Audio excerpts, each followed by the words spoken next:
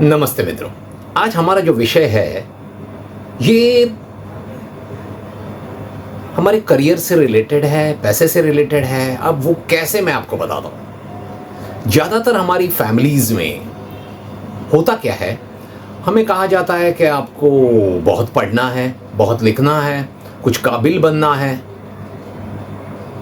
फिर आपको CBSE board वगैरह में उस रेस में आपको लगाया जाता है।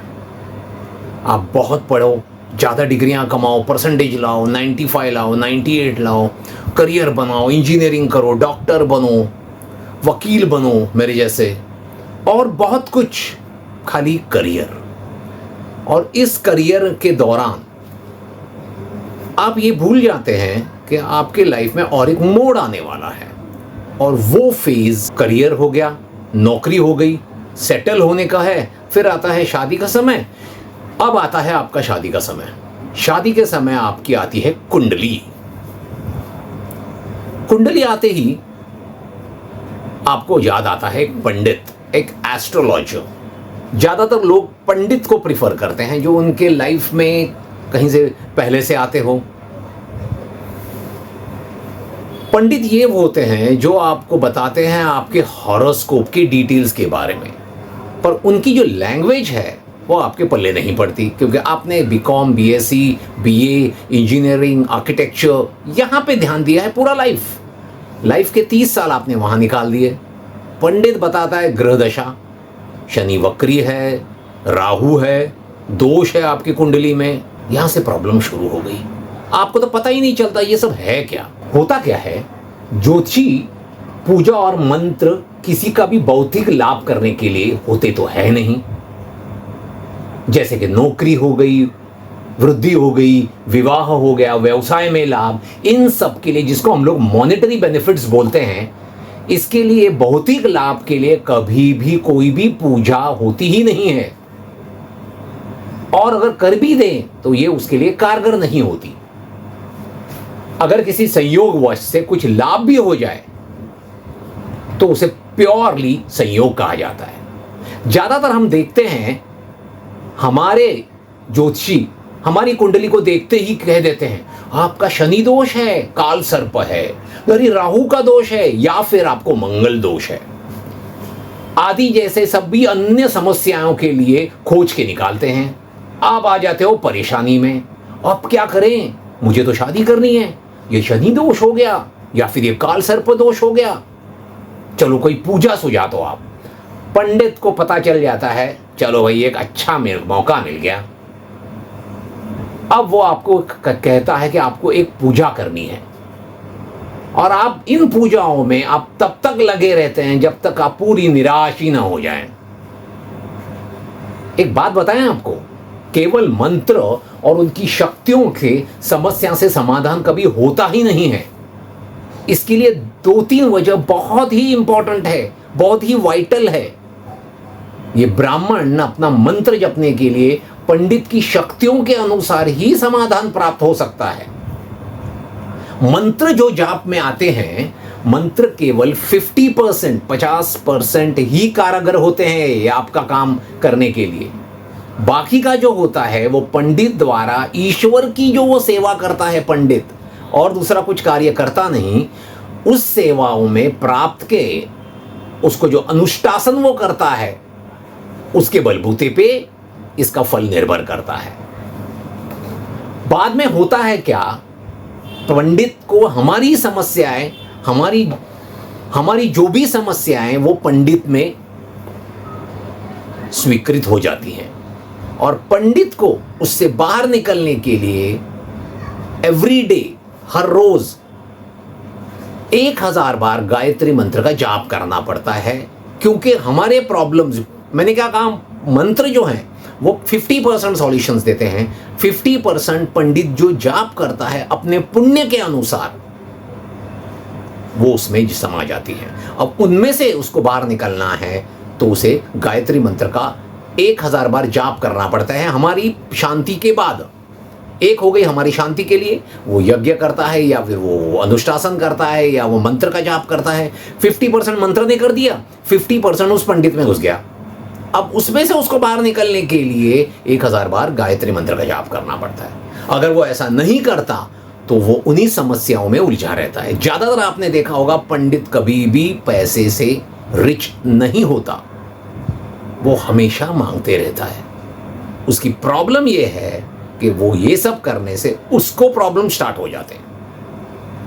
अब मैं आपको बताऊंगा कि ये कैसे किया जाता है। ज्यादातर आपने देखा होगा पंडित बोलता है कि भाई आपको काल सर्प है तो आप नासिक चले जाइए, वहां पे मुझे एक पहचान के हैं, वो आपको कहेंगे। तो ज्यादातर लोग क्या करते हैं, चलो भाई मुझे तो छुट्टी नहीं मिलेगी, आप एक काम करें, मुझे छुट्टी नहीं मिलेगी, मैं सैटरडे संडे चला जाऊं क्या। तो पंडित समझ जाता है कि भाई ये इतना इंपॉर्टेंस दे नहीं रहा है पूजा को या यज्ञ को, चले जाइए आप नासिक में। आप नासिक में जाते हैं, त्र्यंबकेश्वर में जाते हैं और वहां जाके देखते हैं क्या 3 माले की बिल्डिंग है, हर फ्लोर पे 100 लोग बैठे हैं, पूजा कर रहे हैं। फर्स्ट फ्लोर पे 100 लोग, सेकंड फ्लोर पे 100 लोग, थर्ड फ्लोर पे 100 लोग, सब एक ही कर रहे हैं। और आपको इंस्ट्रक्शन स्टार्टिंग में ही दिया जाता है कि आपको एक दूसरे से बातें नहीं करनी, आपको शांति से पूजा करनी है। आपने कभी सोचा क्या ये कारगर होता भी है, क्या ये असर करता भी है? वापस आपने गलती कर दी। आपने अक्सर देखा होगा मेरे वीडियोस में, मैंने जो पहले वीडियो डाला टर्टल के बारे में, जिसमें आपने देखा होगा मैंने बताया टर्टल के कैसे उपयोग से मंदिर में जाया जाता है। दूसरी वीडियो में मैंने कहा कीर्तिमुख जो है वो आपके नेगेटिविटी को एब्सॉर्ब करता है। पूजा जो आप करते हैं, अनुष्ठासन जो करते हैं, ये भी आपके नेगेटिविटी को कम करने के लिए होता है। अब क्या आपको लगता है पंडित ने जो कहा कि भाई पूजा करिए, नासिक जाइए, त्र्यंबकेश्वर जाइए, वहां पे बैठ के पूजा करिए, आई एम सॉरी टू से वो कारगर नहीं होता। अब कैसे और क्यों, मैं इसकी वजह बताता हूं आपको। ज्योतिषी द्वारा सुझाए गए पूजा आमतौर पर किसी भी दिन नहीं की जाती। इस अनुष्ठान के लिए समय का, मुहूर्त का आमतौर पर व्यक्ति के जन्म कुंडली और उसकी समस्या की प्रकृति के अनुसार ही किया जाना चाहिए। सबसे प्रभावी शुभ समय यह निष्कर्ष पे निर्धारित होता है। अब इसके लिए मैं इसको बाइफरकेट करता हूं 2-3 पॉइंट्स में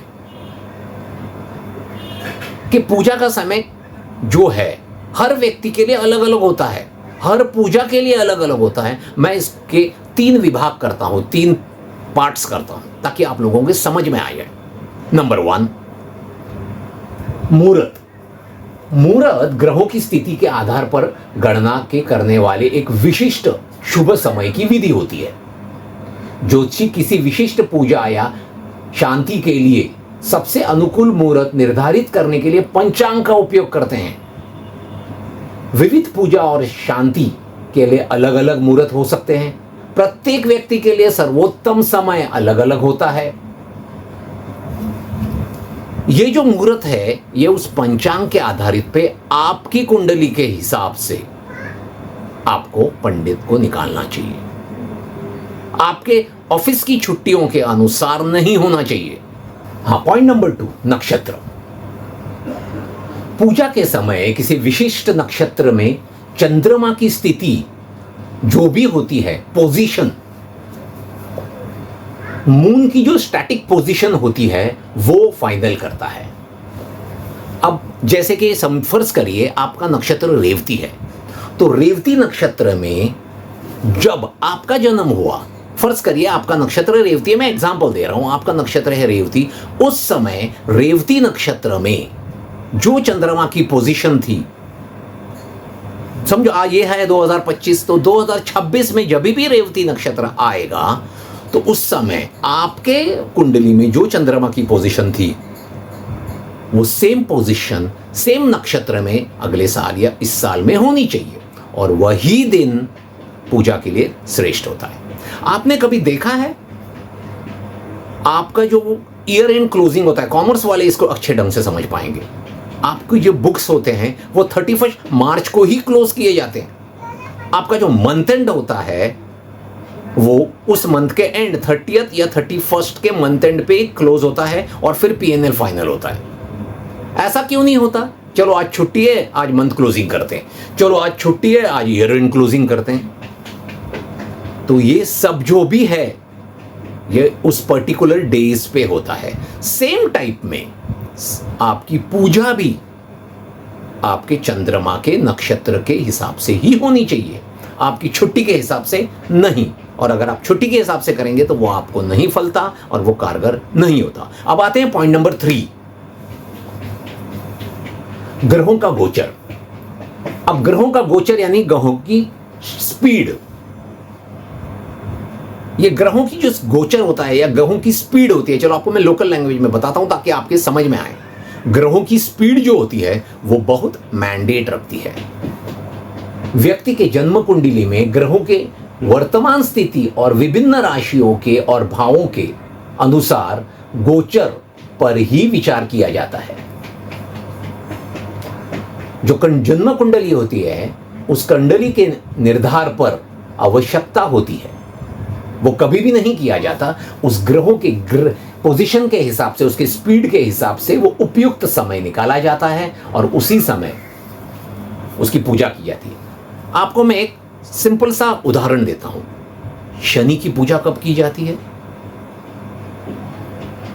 शनि की जो पूजा होती है उसका समाधानों से, समस्याओं से, प्रॉब्लम्स से शनि को देखा जाता है। अमावस्या या शनि त्रयोदशी में जैसे कि विशिष्ट अवधियों के दौरान ही उसकी शांति की पूजा की जाती है। दोस्तों, अब इस वीडियो का एंड करते हैं। मैं जानता था आप इस वीडियो को पूरा देखेंगे, इसलिए मैंने आपके बारे में पहले से ही थोड़ी जानकारी बटोर रखी थी और इसलिए उस बेसिस पे ऊपर मैं आपका प्रेडिक्शन करता हूं। आप इस प्रेडिक्शन को सुने और फिर आपके ओपिनियन मुझे दे सकते हैं। आप एक बहुत ही अच्छे इंसान हैं और आप अपने से ज़्यादा दूसरों का विचार करते हैं। आप कभी भी अपने आप को क्रिटिक मान लेते हैं। आप बहुत ही अच्छे एक दोस्त हैं और बहुत ही अच्छे एक नागरिक भी हैं। आपको हमेशा दूसरों की फिक्र लगी रहती है। आप कभी भी, आपको जो भी कोई काम दिया जाता है आप उसे बखूबी निभाने की कोशिश करते हैं। आपके अंदर एक हिडन पोटेंशियल है और ज़्यादातर आप उस हिडन पोटेंशियल का उपयोग करना उचित नहीं समझते, क्योंकि आप जानते हैं कि अगर आपने उस हिडन पोटेंशियल का उपयोग किया तो आप इस दुनिया को, इस कायनात को बदल सकते हैं, एक रेवोल्यूशन क्रिएट कर सकते हैं। आपके डिसीजंस हमेशा एकदम सटीक होते हैं, लेकिन कभी कभी ऐसे भी हो जाता है आपको आपके ही डिसीजन में असमंजसता प्रतीक हो जाता है। ज़्यादातर आप अपनी कमज़ोरी को बताते नहीं और दूसरों की मदद करने के लिए दौड़ जाते हैं और उसको अपने अच्छी काबिलियत से कवर करने की कोशिश करते हैं। मैं समझ सकता हूं आपको मेरा प्रेडिक्शन बहुत ही सटीक लगा होगा। चौंकिएगा नहीं, मैंने जो आपका प्रेडिक्शन किया है वो कोई जादू नहीं है। इस बात को बार्नम स्टेटमेंट कहते हैं। ज़्यादातर ये स्टेटमेंट सभी को लागू पड़ते हैं और इसके बिना पर लोग इसे 90% सटीकता मानते हैं और इसी को बार्नम इफेक्ट कहा जाता है। अगर आपको मेरा प्रेडिक्शन बहुत ही सही लगा हो, सटीक लगा हो, तो कृपया मेरे वीडियो को लाइक करें, कमेंट करें और सब्सक्राइब करें, क्योंकि आपके ऐसे करने से मुझे इंस्पिरेशन मिलता है, उत्तेजना मिलती है। तो इसी के साथ मैं इस वीडियो को समाप्त करता हूं। शुक्रिया, नमस्ते।